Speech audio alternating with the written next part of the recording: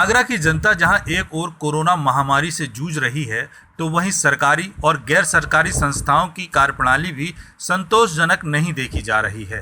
Support India संगठन के banner तले जिसके खिलाफ आवाज बुलंद की गई है। जिलाधिकारी कार्यालय पहुंचे संगठन के पदाधिकारियों ने पीड़ित लोगों के साथ मिलकर प्रशासनिक अधिकारियों को पूरे घटनाक्रम से वाकिफ कराया।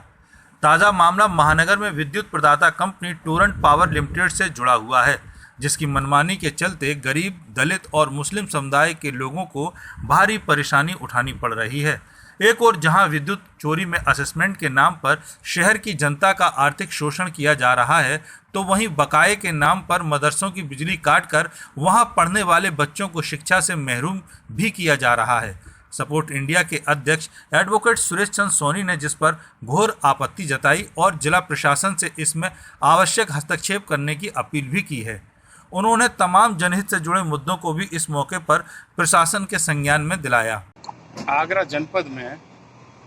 टोरेंट पावर खासकर गरीबों और मुसलमानों का उत्पीड़न कर रही है। जो चैरिटेबल पर्पस से जो मदरसे हैं जहाँ पर कोई फीस नहीं ली जाती, तो हमको ये बताया गया कि मदरसे, मंदिर, मस्जिद, गुरुद्वारे इनकी बिजली निःशुल्क होगी और एग्रीमेंट में ऐसा अंकित है। इस विषय से हमने डीएम साहब को अवगत कराया। इसके अलावा ये है कि गरीबों के घर से अगर कोई केबल जा रही हो, तो उस केबल को वो विद्युत की मान करके जो है चोरी का मुकदमा दर्ज कर देते हैं और फिर मोल भाव करते हैं, तोल मोल करते हैं और फिर उस गरीब से कहते हैं कि 20,000 रुपया तो हमको पुलिस को देना पड़ेगा, जबकि पुलिस कोई पैसा नहीं लेती और ये टोरेंट वाले पुलिस को बदनाम करने का प्रयास कर रहे हैं। इसके अलावा कुटीर उद्योग जो हैं, जो छोटे छोटे उद्योग हैं जो घरों में चलते हैं, छोटी छोटी दुकानें हैं, उनको कॉमर्शियल बिल इन्होंने दे दिए हैं, कॉमर्शियल कनेक्शन दिया है, जबकि एग्रीमेंट के मुताबिक उनको कॉमर्शियल बिल नहीं बल्कि आवासीय बिल ही दिए जाना चाहिए। अब चोरी के मुकदमे लगा करके ये गरीबों का लंबे पैमाने पर उत्पीड़न कर रहे हैं और कोई भी जनप्रतिनिधि इस ओर कोई ध्यान नहीं दे रहा है।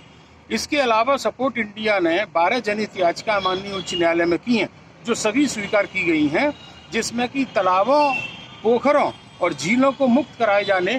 के संबंध में कहा गया है। तो विभिन्न तहसीलों से ये रिपोर्ट तो आ रही है कि तालाबों पर कब्जे किए गए हैं, पोखरों पर कब्जे किए गए हैं और दबंगों द्वारा कब्जे किए गए हैं, जिनमें कुछ प्रतिनिधि भी, जिनमें जनप्रतिनिधि भी शामिल हैं और विपक्ष के कुछ नेता भी शामिल हैं, भू माफिया भी शामिल हैं और तालाबों से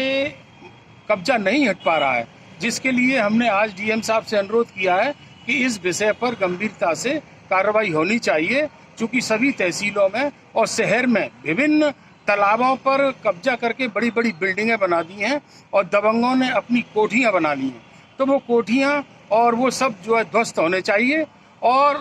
ज्ञापन के दौरान बड़ी संख्या में संगठन के पदाधिकारी और मुस्लिम समाज के लोग कलेक्ट्रेट पहुंचे